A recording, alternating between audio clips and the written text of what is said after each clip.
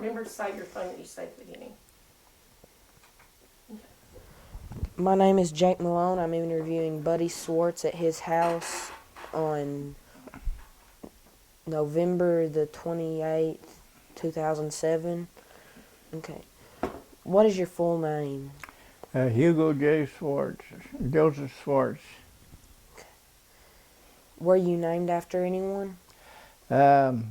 My middle name was after my grandpa on my mother's side. Okay. When were you born? When? When? August 7th, 1923. Where were you born? In a burn river place in Winter area. Did you ever have a nickname? Sure. Buddy, How did you get it? I don't know. It's just there. Do you ever know where your ancestors came from? Sure. My grandparents came from Germany originally. Where did they settle? They settled first in, my mother's people settled in O'Fallon, Missouri, and my father's people settled in Kankakee, Illinois. What did they do? What did they do? What did they do there? Well, I think they was more or less in farming. I want you to tell me about your mom and dad. Where did they grow up? Well,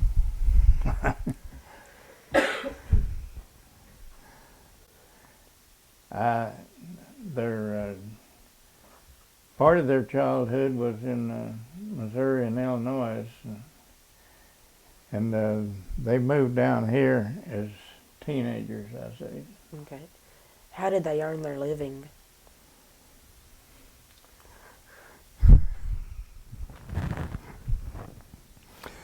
Well, you mean, how did the kids earn their living? Or His parents. Your Huh? parents. Go ahead, talk about it. Your parents.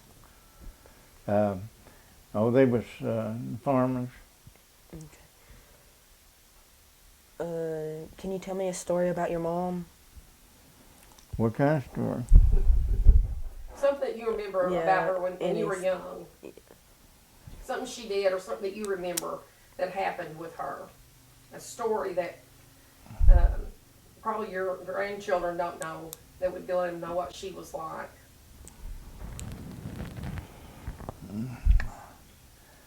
You can think all you want to, because we're asking you to think back a long time. No. Nothing that stands out. Just think about it a little bit. Think about something that you remember that you associate with your mom. My mother was a good cook, a good manager, and she raised 10 children. And the latter part of the raising, she raised by herself. What's something you'd like me to know about your dad?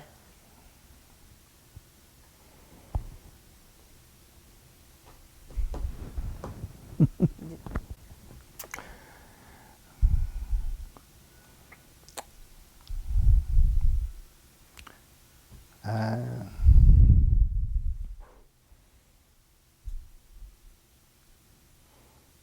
didn't prepare for this. You don't have to. What's the first thing, if someone is just to ask you what your dad was like, what would you say that you remember?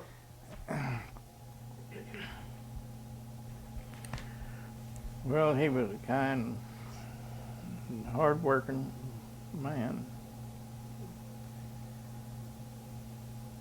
And then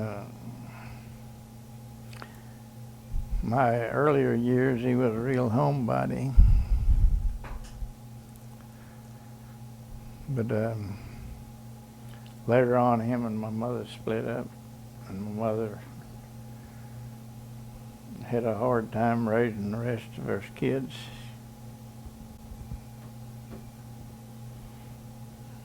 Did all of y'all work? How did she make a living? Well, my dad gave her a small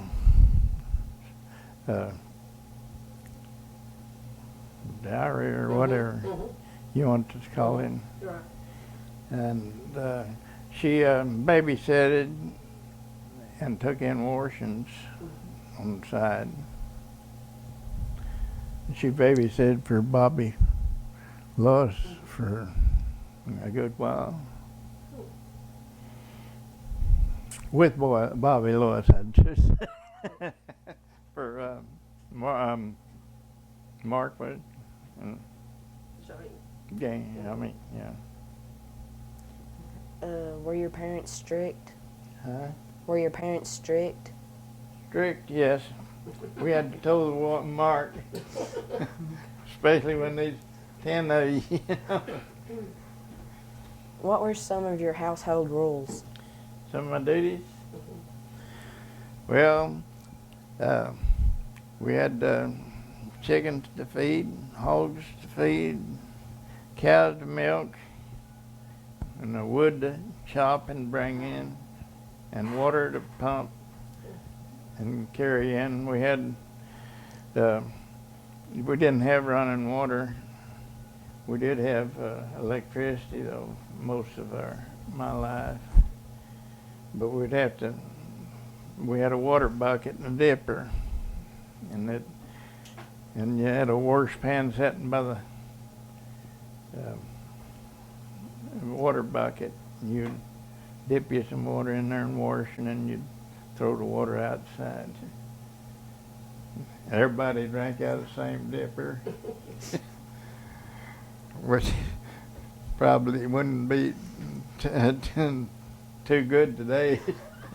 Nobody would want to do that.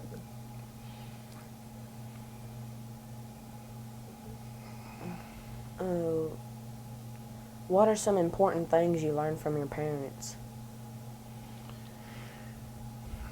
Well, to get by with what you had, to be thrifty, you know, and not to spend more than you was taking in. Okay. How did your family celebrate Thanksgiving? Well, most of the time, people, when I was growing up, would get together and have a big feed. The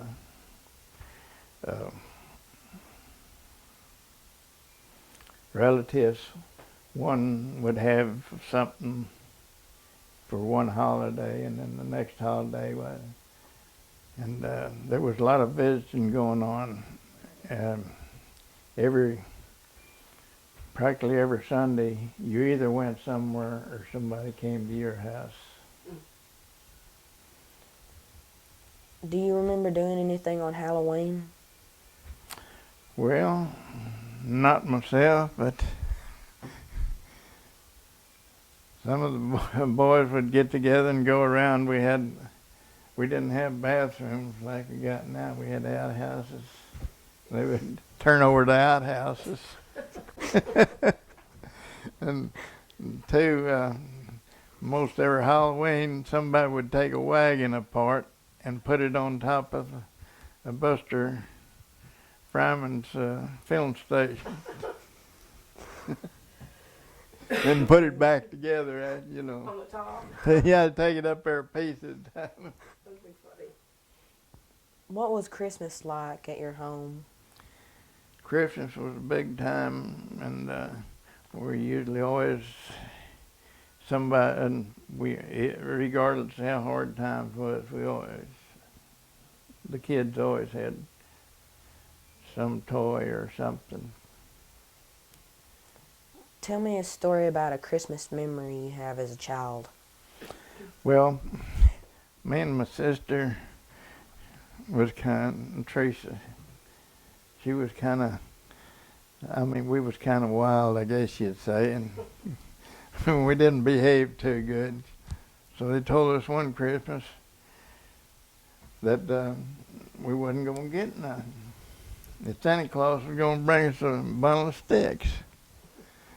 Sure enough, Christmas morning when we came down to the tree, everybody had something but us. We had a bundle of sticks. But later, later on, they brought us out something too. And after that, we never doubted that there was Santa Claus. What did y'all do when you saw the sticks? I don't remember. I guess we were hoo-hooed probably because we were just little kids. You knew. What medicines or remedies do you remember as a child? What? Medicines. What medicines do you remember? Oh, you mean like Grover's Chill Tonic and Tell him about those. Tell him what some of those were. the Grover's Chill Tonic and 666, I think, were for malaria. If you got malaria, well, they poured these to you, and it was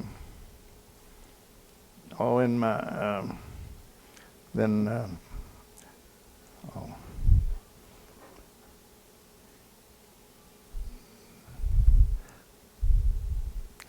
what's this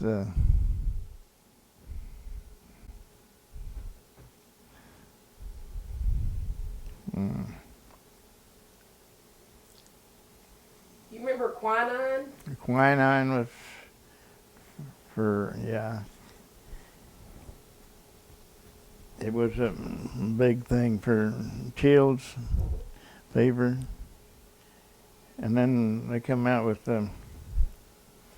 help me out here. I've heard someone talk about syrup Pepsin. I don't know what that was. Oh, that was a cough syrup. Okay. And, well, it was a, What would they do for cuts? You got soak cut. your in colol or Epsom salts and water. It was colol was a good disinfectant. That was used quite a bit for an old wife remedy. And then when penicillin come out, that was supposed to be a real good drug. And they kind of overused it in Poinsett County because anytime somebody went to the doctor and you said use from Poinsett County, they said, don't give them any penicillin. They're full of it. Dr. Joe? Yeah, Dr. Joe Verser was real loose with his penicillin. They would give you penicillin for anything. Can you remember a time when you or someone in your family was sick or hurt?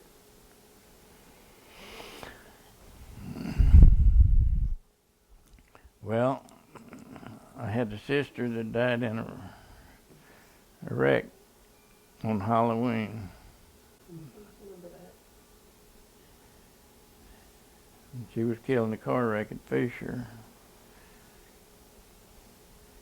There were how many girls were in that? I've forgotten. I remember that.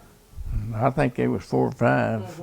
There was a Smith and several more. Oh, Henshaw. Do you remember anybody getting hurt when you were a child? Or really sick when you were a child? Well, I had a brother that died with pneumonia when he was a year old. But, and 2, one of my sisters had some kind of fever.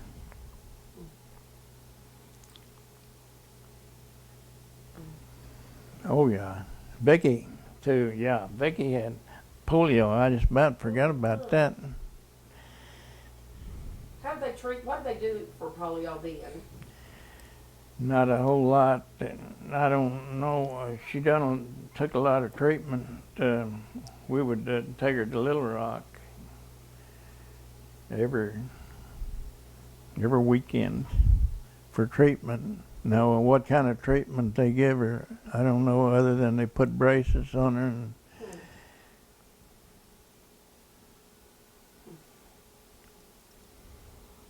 What was your school like when you were in elementary? about school?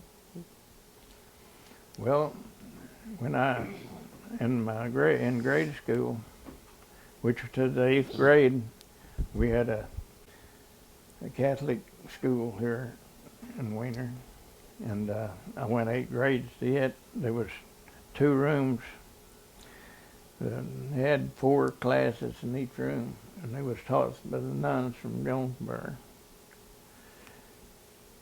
And then high school, I attended Subiaco Academy. Subiaco, that's down around Fort Smith.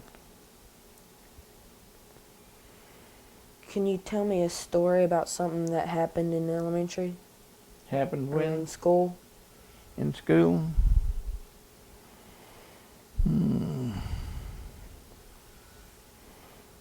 I think I tried to forget all. You're thinking about that bundle of sticks under the Christmas tree.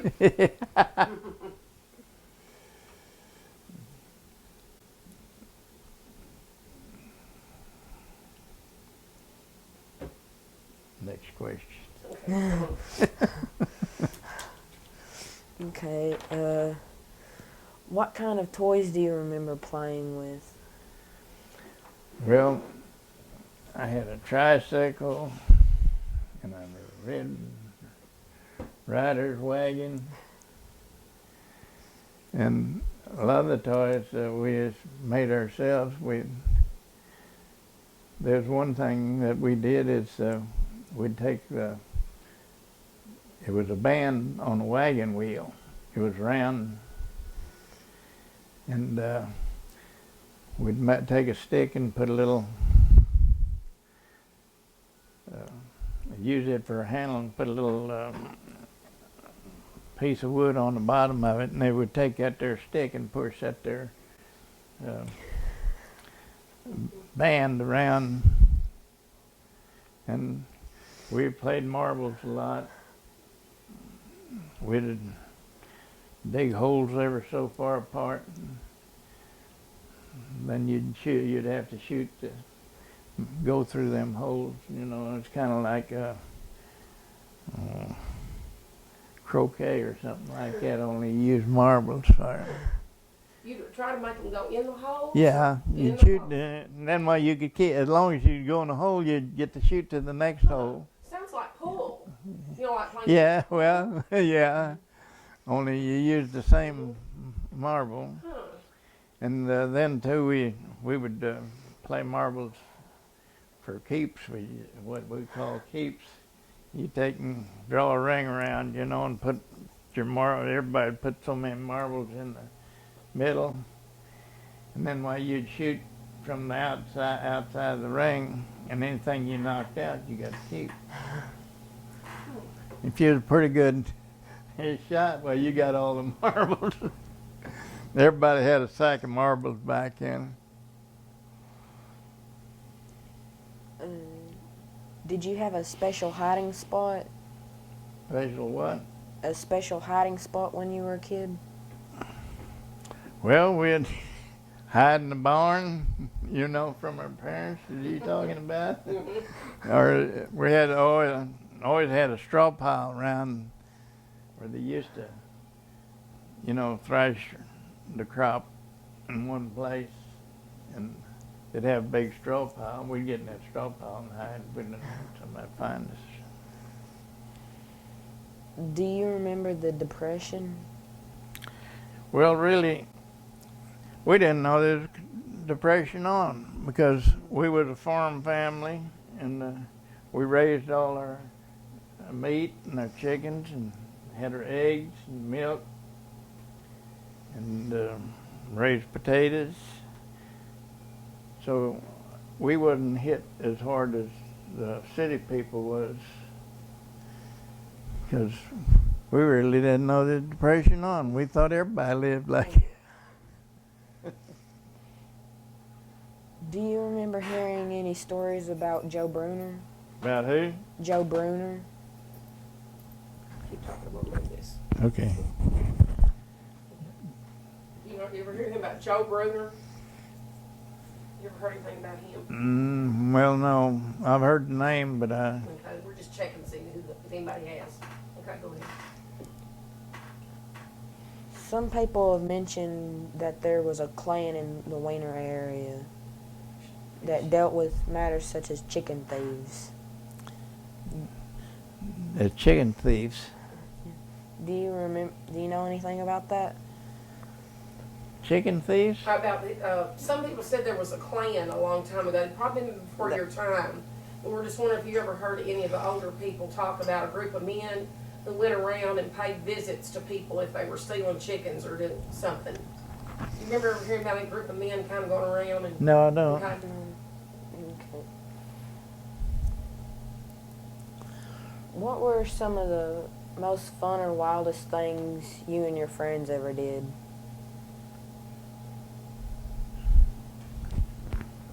Some of the what? Some of the wildest or fun things your friends have ever did? Fun things that we did? Craziest, funniest, wildest things you kids ever did.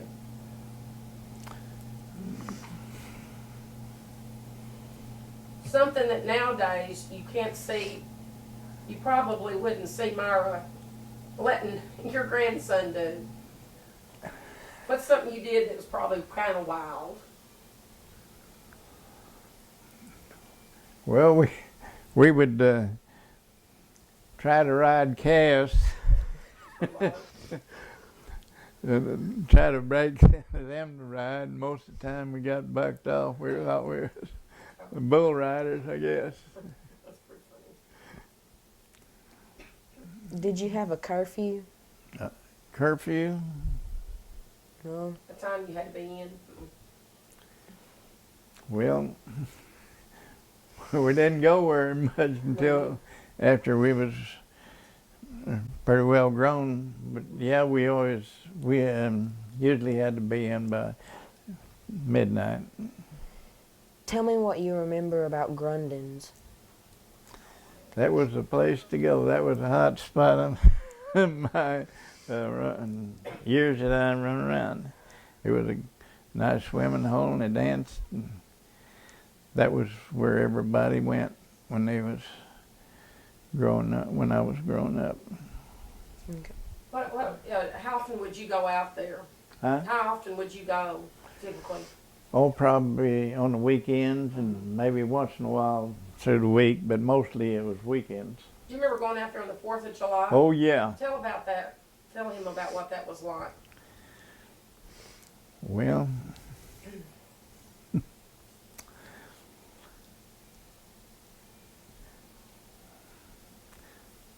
everybody would go up there, go swimming, and they had a screened-in portion in the pool, and that was to get out of the mosquitoes, you know. But you can go up there at night, you know, and swim. You get in that screen house, and the mosquitoes wouldn't bother you. If you didn't, they'd eat you up. And there's always a big celebration going on 4th of July up there. They have speakers and dances and contests. People diving off a high dives and stuff like that. It was a big attraction back then. Did they have food? Could you buy food to Oh, eat yeah. up there? What did they have that you could buy? Oh, it was just snacks, mostly, you know, Cokes and peanuts and candy bars and stuff like that.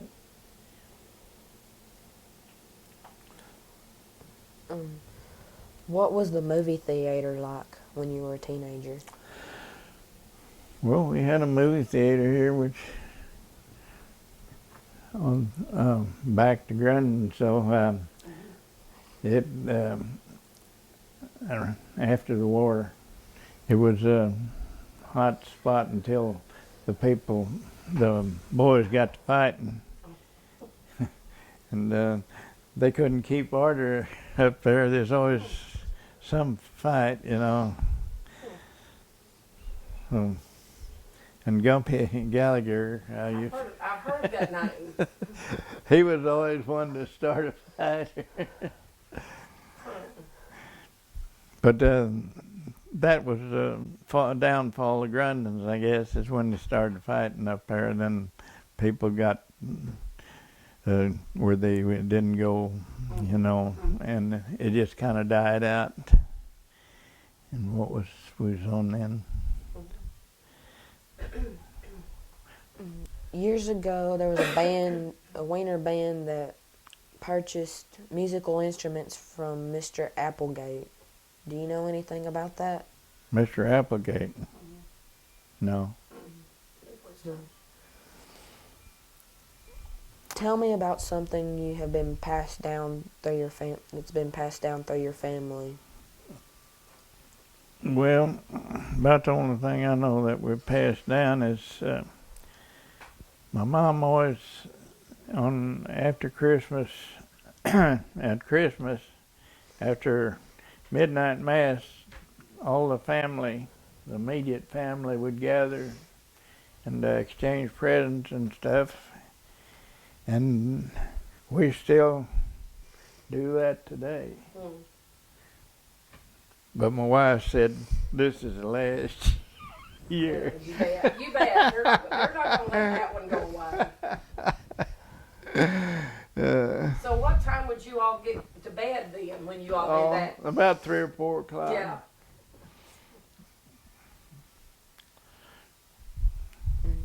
Tell me what you remember about the businesses that were in Wiener. When you were young. When you were young. Okay, let's see. Well, there was 3 tractor business here. There was a John Deere and International and an Oliver. And there was 2 or 3 service stations, 3 or 4 grocery stores. There was the one that I remember the most is Franklin Huber, which was on the corner of 3rd and Highway, which was 39 back then, is 49 now. There we had a bank. We had several machine shops. We had Ritter's had a wheel shop, which is carts now. And Parr had a blacksmith shop, Harry Parr. He was down there, below the library, along in there somewhere. I was trying to think of what. We had a lumber company.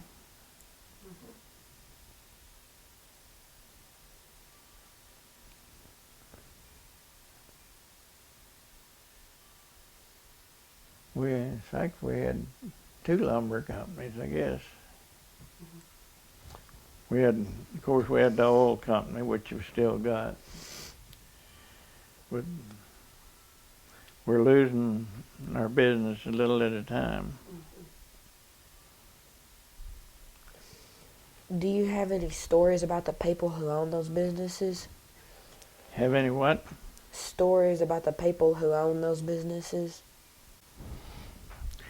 Well, now, one thing I remember is Diggood's store. He used to buy chickens or trade them, for You could trade them for groceries. And this one boy, not mention no names, he would bring chickens in there and sell them to him. And they would take them and put them in a coop in the back. And he would go in there and redeem them chickens and sell them again.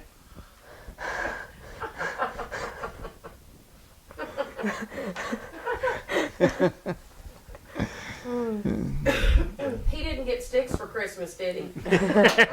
He needed them.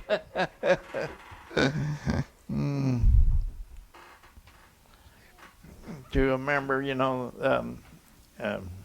Franklin Huber store? They used to have a stalk of bananas. You know how bananas grow, don't you? And they would get them on the stalk. And you on banana, they would break so many off. I didn't know that. But I guess the stalks were about 2 foot long. I hadn't heard anybody say that. I've heard a few people talk about Hubers, but I hadn't heard about bananas. What else do you remember being in there that would be different than what you would see in the store today? Well, there's always chickens in the bag. So you bought the chicken, it was alive when you left with it? Yeah.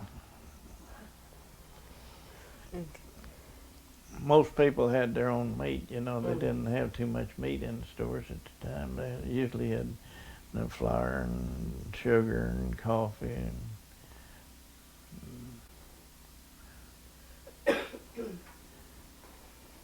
but people would come in on Saturday and buy their groceries for the week.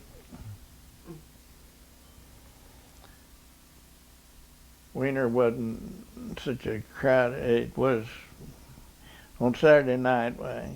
It was you usually had a pretty good crowd in Wiener. But over at Harrisburg, back in the 40s, everybody from the countryside come in to get and team away, and they come in and get their groceries. You couldn't walk down the streets over there. It was that crowded. Now you go over and there ain't nobody on the streets. But they would come in and buy their groceries and put it in their wagon, and then they would go tie their team up, and they'd go to the movie, and after the movie they'd go home.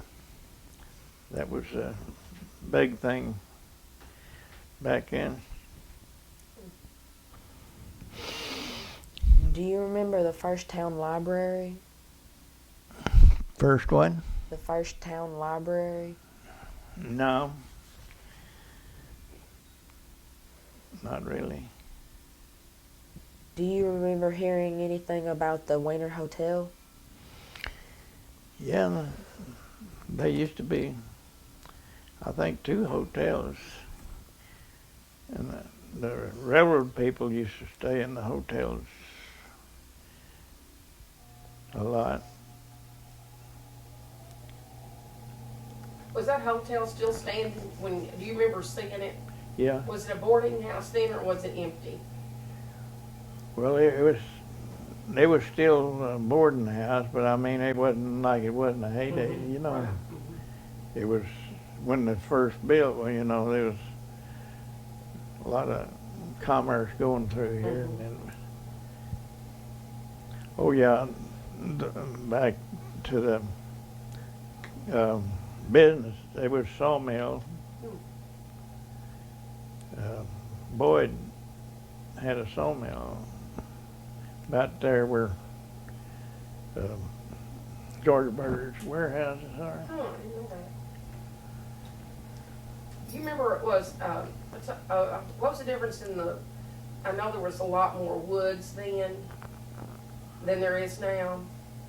Do you remember when they were clearing any of that land, how big some of the trees were? Oh, yeah. There was some of them as much as 6 foot across, You had a 6 foot crosscut saw, and you'd have to take the handle off to saw the tree down. You just saw around it. So to get the tree down, you'd have to, how would you get it down? Well, you know, you just saw around, Just keep going And- around. yeah. And then after you cut in so far, you'd have to take one of the handles off, you know, because to pull it back. How long would it take to cut a tree like that? Oh, I'd say about maybe 30 minutes if you had somebody that could really, you know, somebody pretty good on a crosscut saw it almost as fast as a chainsaw, you know. If it's good and sharp, you know. But when I was growing up, this was practically all woods around Is that here. right? Now this was cleared up, and from the, but like from Fritz's down here on over, that was all woods. All the roads through it was just the roads, trails, you might say. What kind of animals would you see then that you don't see now? You mean wild animals? They wasn't all that. Well, wild hogs, you know, and there were, which was tame hogs that got loose, you know. Well, they run wild. They didn't have no what they call a livestock law. Everybody marked their stock and let them run. Huh. If you find some that didn't have a mark on it, they're yours.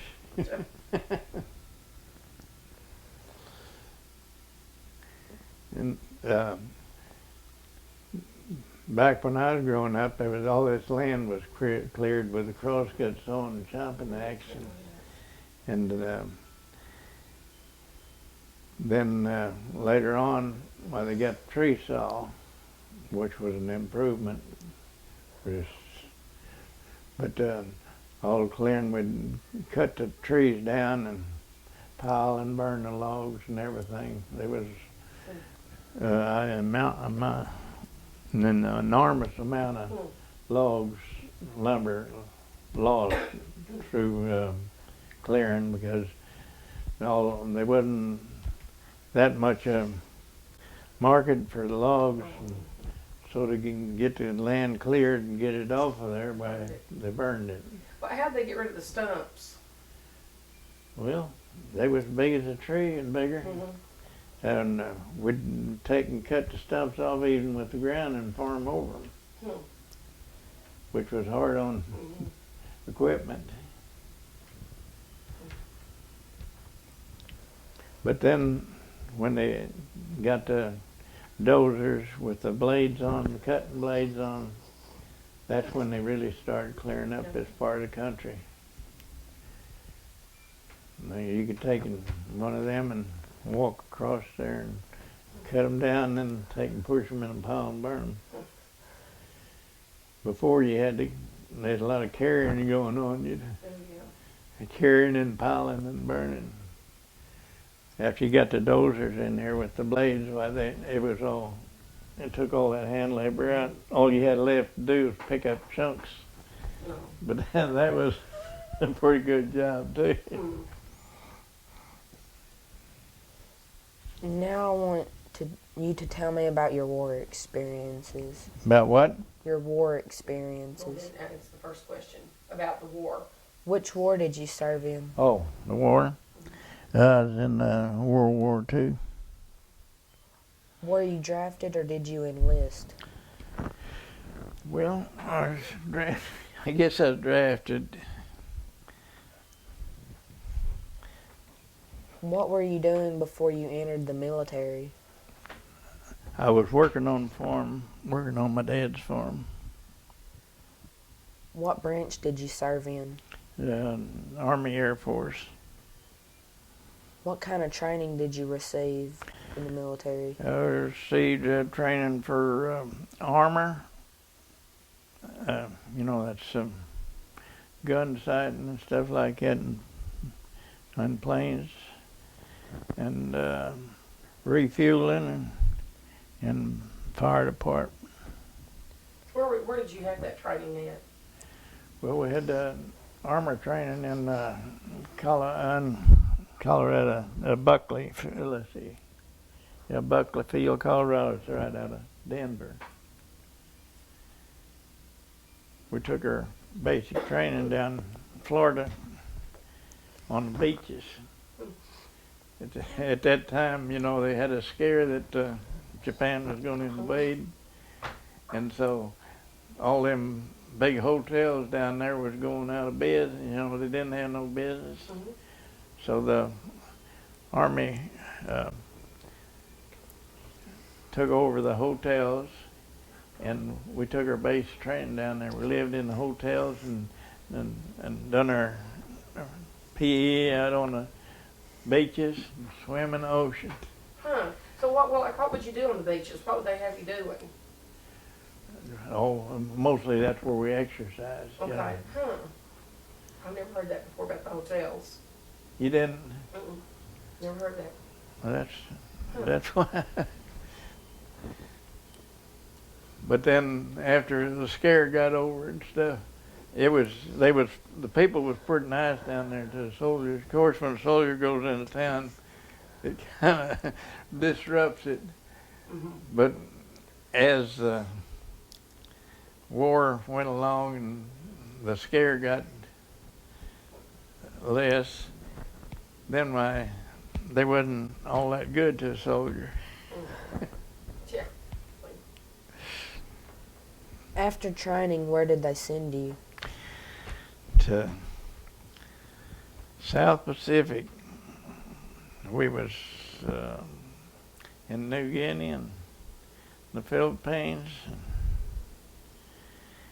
and ended up in Tokyo.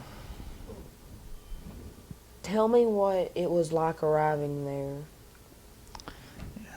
In New Guinea? Tell about I guess you took a boat across the ocean? Oh yeah. Tell about that. All right, we left New Orleans and went on down to the Panama Canal and crossed the Panama Canal, and then we stopped there for a day or two, and then we headed for Australia, and we was on a new ship. They called them Liberty ships, I think it was. It was troop ships.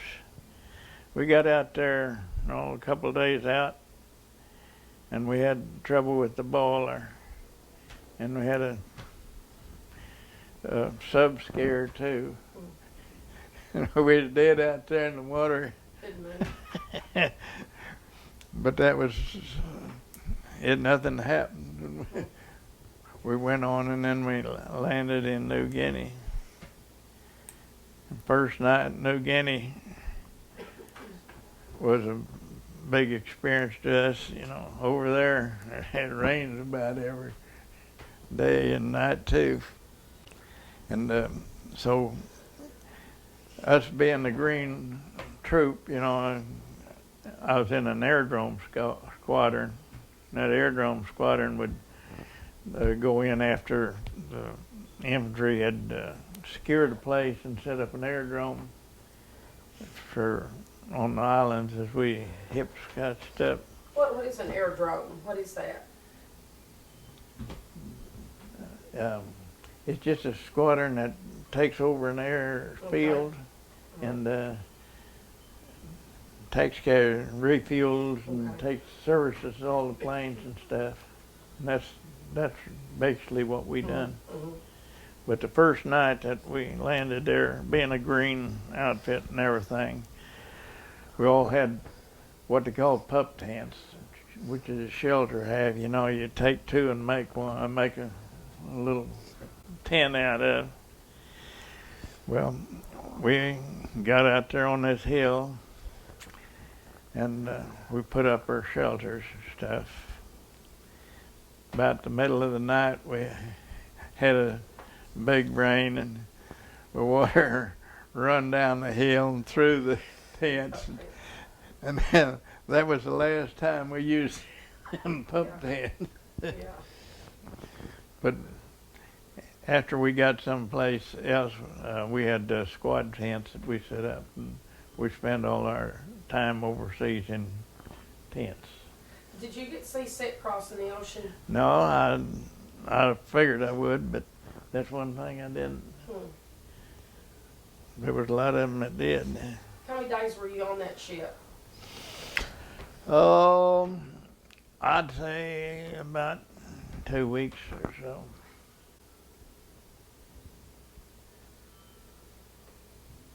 Did you say combat?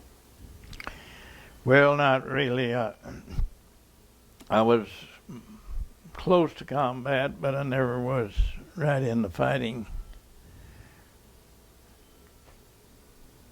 Closest I got to combat was they would drop some paratroopers or something in our area, you know. But to have any combat, no, I was never in combat. Did some of did a lot of the planes that y'all sent out not make it back? Oh yeah, they was always. You'd be surprised how many didn't come back.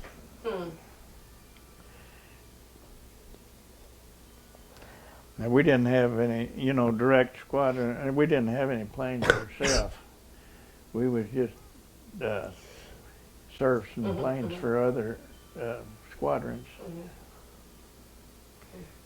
But you know, you go to reading on some of these, or seeing on TV about, like over in Europe, I think they had about 50% casualty rate in the, you know, planes and pilots and stuff.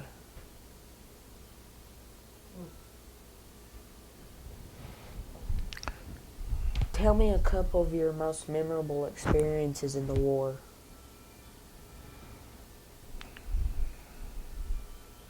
Well, if you didn't have none. What's something? Tell about something that you always remember that happened while you were over there. Take your time and think about it.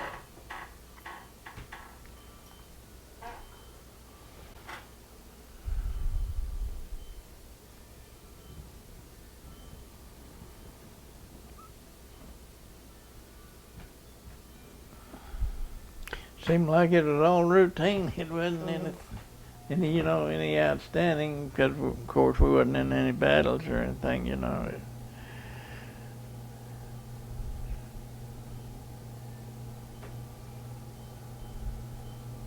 How did you stay in touch with your family? Well, by letters is the only way we had to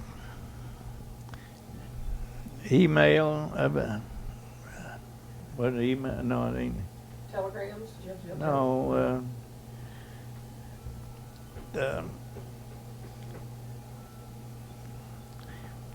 Well, they didn't send a letter.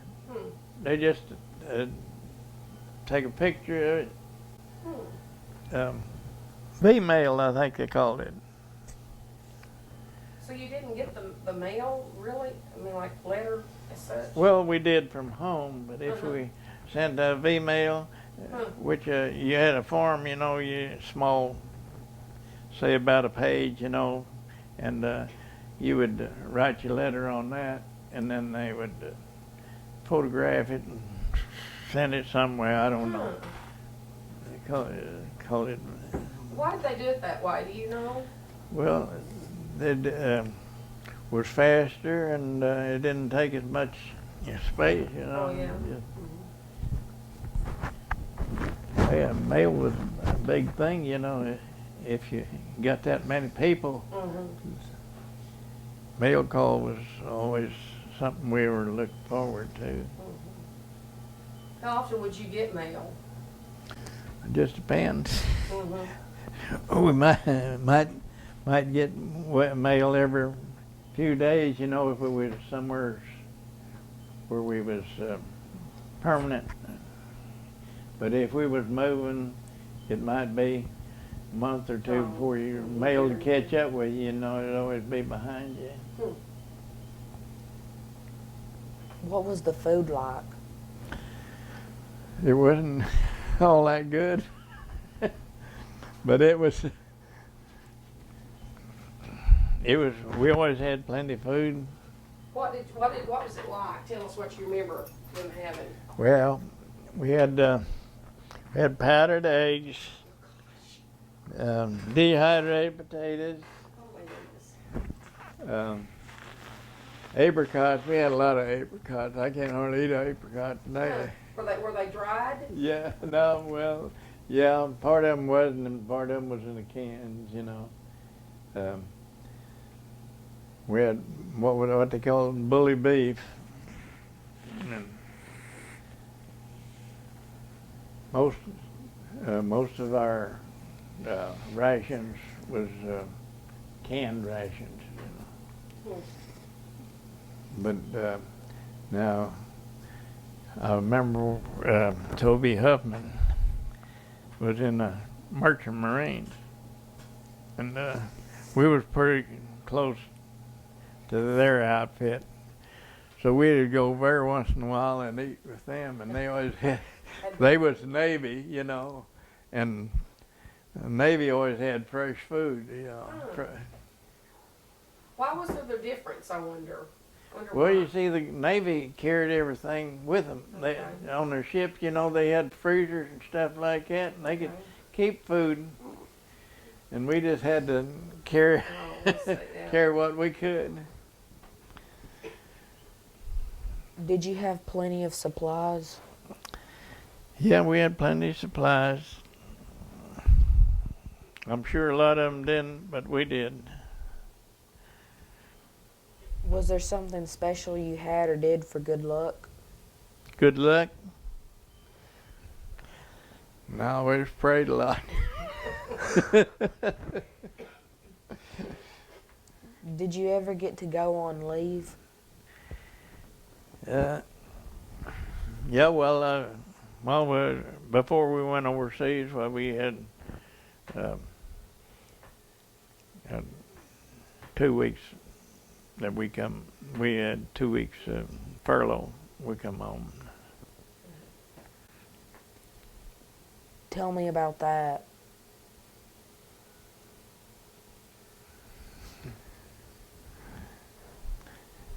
It was a joyous time to be home and to see everybody again. We sure did hate to leave. But everything, we come home, you know, and everybody was hollering about, oh, the ration, can't get no gas, can't get no tires. Well, come and go with us, they furnish ours. That's a good one. Do you have any photographs that were taken during the war? Have any what? Photographs? Not many, no, not really. Were there times when you and the other soldiers did things to entertain yourselves? Yeah, we played cards a lot. And we shot dice. Payday. Some of them would lose their whole payday on one setting. But I never was much for gambling while I was in the Army.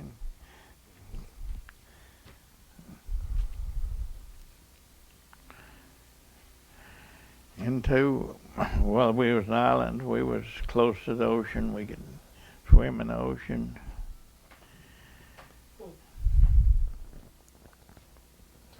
Do you recall any particularly funny or unusual events that happened while you were in service?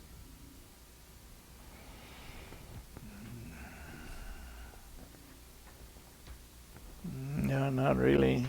You ever think of anything that was kind of funny, looking back on it? Well, there's always somebody giving somebody a hot foot. What's that? You take match and stick it in the sole of your shoe, you know, catch somebody sleeping, and light that match, and that would get pretty warm on that shoe. That would wake you up. Tell me about an officer you had or you remember having.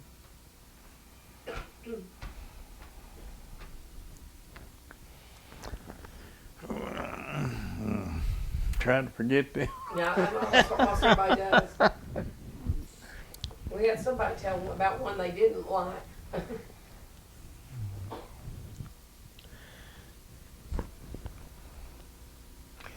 We had one named Captain Pittman, and he was always spitting shine, kind of, and always went by the book.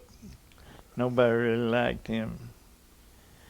And when we was in Tokyo,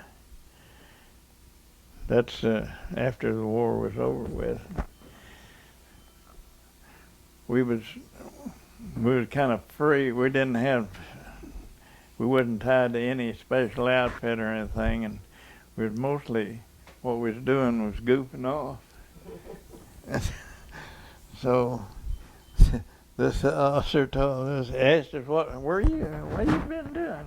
Oh, we've been so and so, In other words, you ain't been doing nothing? Well, no, we didn't have nothing to do. He says, you'll have something to do Monday, Well, Saturday we shipped out, so So he didn't get you after all. so he didn't get us after all. Did you make any friends while you were in the service? Yeah, I had a couple buddies one was from Ohio and one was from St. Francis, Arkansas. Tell me about a good friend you had.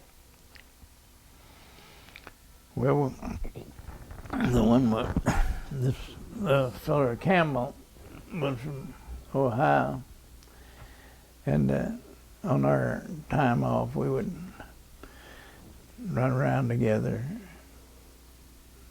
Of course, we was never at any civilized ports where we had any recreation. Most of our time was spent in the islands and the jungles or something, but we was never at any civilized town for any length of time. Did you ever continue that friendship after the war? Yeah, several times. One of my buddy from Ohio came to see me once, and this one from Arkansas had moved to Little Rock. He was a truck driver, and we went on a reunion down in Georgia together. And another time I went to a reunion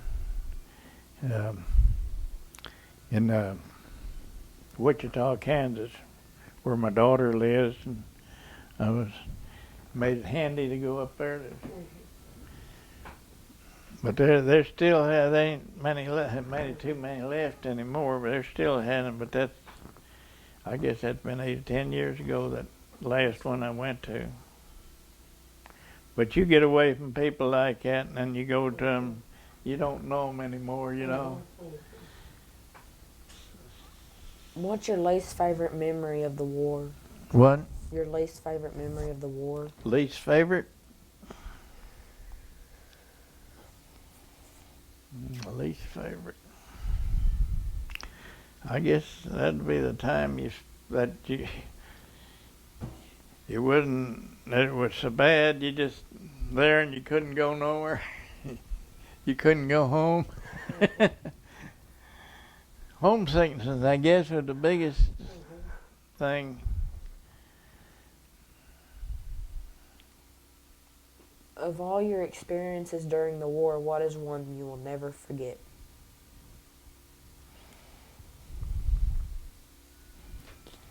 Getting discharged, I guess.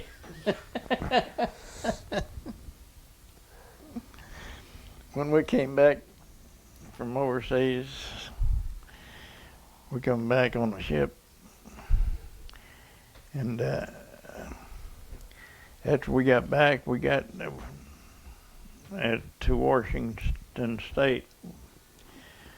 Well, we took a train from Washington State to Fort Smith. They brought out all these here old coach cars. They was converted from. They was so old that they had originally had been the lights had been gas lights in the cars, and all you had was benches in there.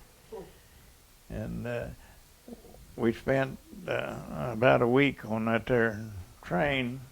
We would just take the seats out and lay them in the aisle and sleep on them. They had a field kitchen in one of the box cars where they cooked meals, and that's the way we came back from Washington to Fort Smith when we got discharged. It took that long to get down here from there. Yeah. Of course, a troop train, if there's anything else going on, they'd put them on the side or something. We just came in a troop train, and everything else had the right of way. Now, before, when the war was going on, it was the other way around. You didn't have to get home. Right. Where were you on December the 7th, 1941, when Pearl Harbor was attacked? I was in a storm cellar over at Marguerite Guzwitz. Is that right? When and how did you hear about the attack? On radio. Do you remember hearing about the atomic bomb that had been dropped in Japan? Yeah. What was your feeling about that? Well, it was a good feeling because we were sitting out in the ocean on some troop ships. We were taking it fixed. We would have went in on the 7th wave if they had invaded Japan. We was that close to going in to an invasion on Japan when they dropped the atomic bomb, and that just saved a bunch of people. Probably if they hadn't dropped it, I wouldn't be here today. That's true. When did they tell y'all about the bomb? What had happened? Do you remember how they told you about it?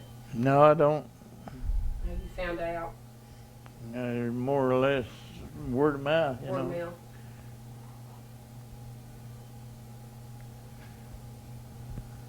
What do you remember about President Roosevelt's death? I don't know. I wasn't here then. Did the war seem to change after Truman took over? Do you remember anything? Not really. It more or less went along about the same. Of course, it was winding down some then already, you know. Do you recall the day your service ended? The day what? The day your service ended? Well, I guess.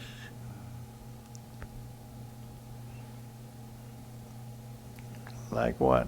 Like when you got out and were free. What happened that day? Were you at Fort Smith when Yeah. they turned you loose? Yeah, we got on a bus and come to Newport. My dad come over and picked me up at Newport.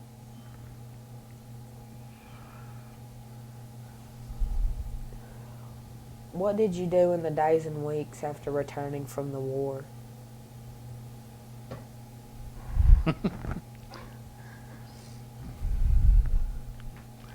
I don't think you want to know.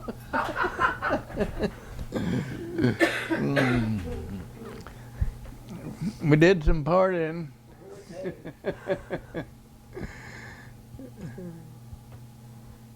Uh, how do you think the serving in the war changed you? Well, it made me realize how good we have it in this country. It's so much, we have so much and some of them have so little. Now I'd like to ask you about farming. In your life, what is the greatest change in farming? Well, the greatest change, I guess, is the combine. When they went from the binder and the separator to the combine. What's the greatest change in working ground?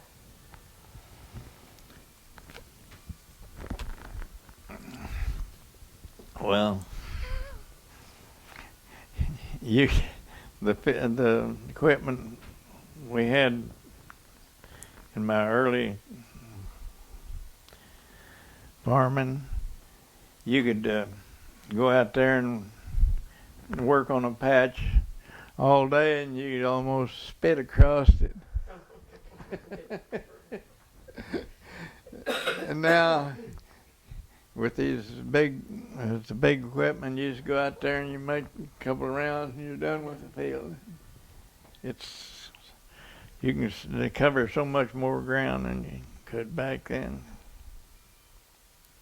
What's the greatest change in planting a crop? The greatest what? Greatest change in planting a crop. Put your hand down. The greatest change in planting a crop. Oh, Planting. well, the greatest change now is no-till. Before we worked the ground, then we planted it, and now you can go out there and you run across it with drill. Okay.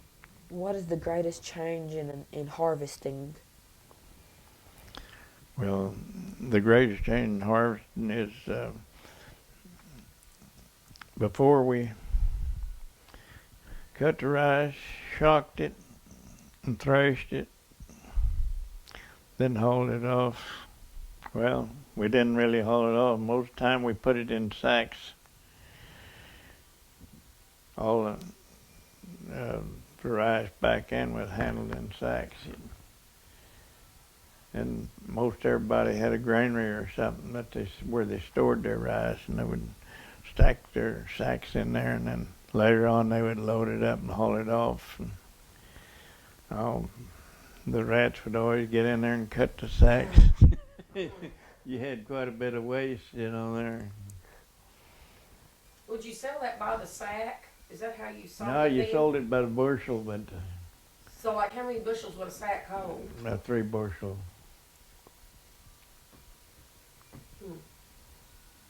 What is the greatest change in tractors? Well, the cab, air conditioner, horsepower, and now they've got the, what do you call it, the guidance system. GPS. I've used that before. Yeah, and somebody else is using one this year and run to a tree, went to sleep, run to a tree. Funny. No, Roger Bradley's brother was putting out fertilizer. Of course, he'd been laying out all night.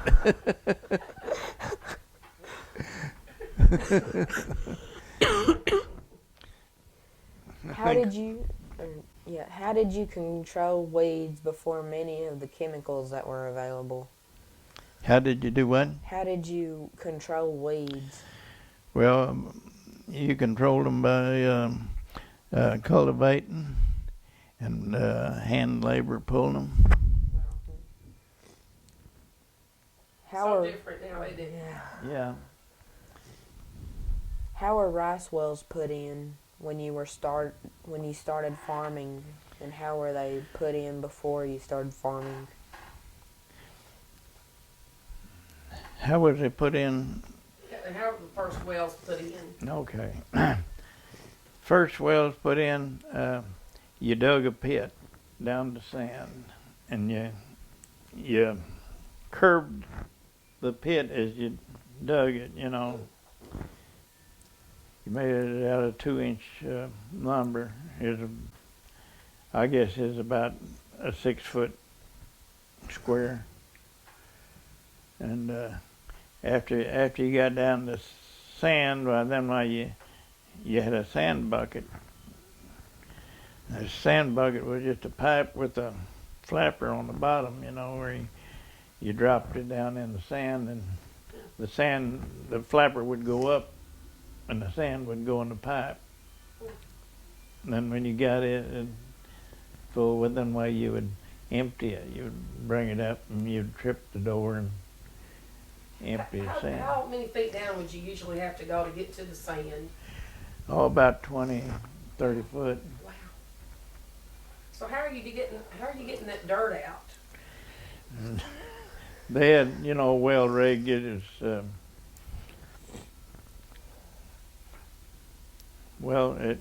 works the same way as these rigs do now, you know, on cable, but they would, you'd have say like a half a barrel.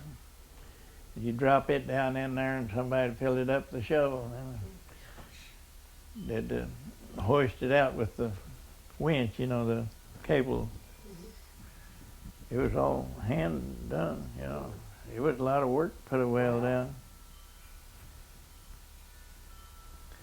And, you know, as you went down with your well, you had to put your curbing in. Was that to keep it from caving in? That was keeping them caving in. Did you ever know of one to cave in on any Oh, yeah. way? Scholar Wells was one caved in on him up here. Up Hardin Lane up there ways. Killed him. They had to dig him out.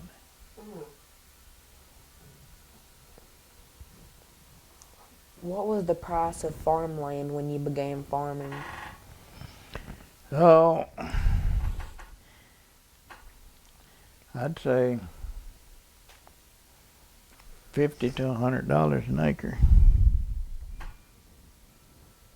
Did they have FFA when you were in school? No. What advice would you give to someone who wanted to be a farmer? Don't.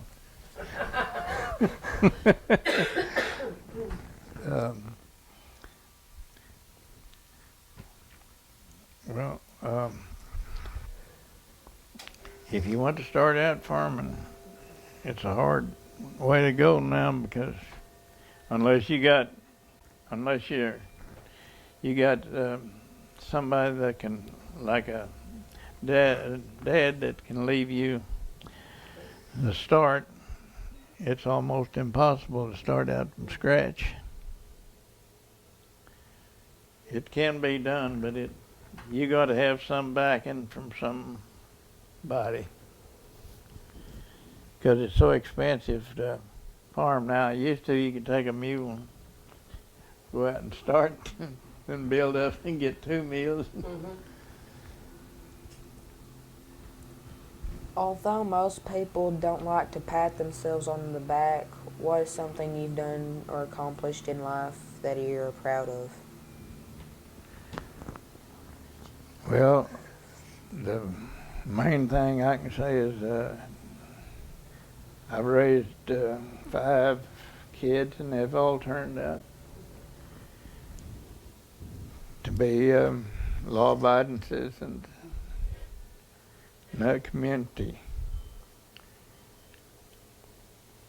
service.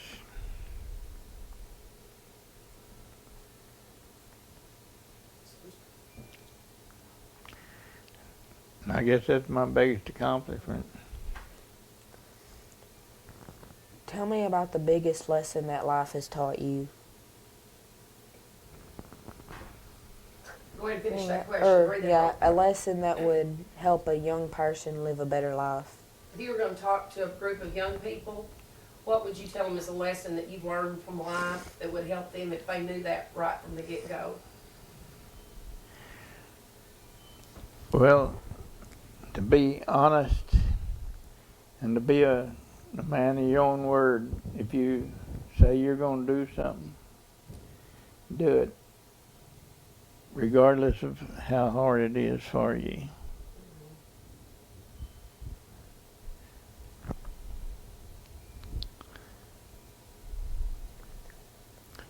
Don't expect a free handout.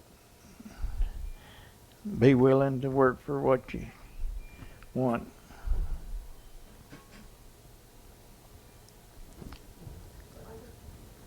That's the last question. That's the last question? Yeah.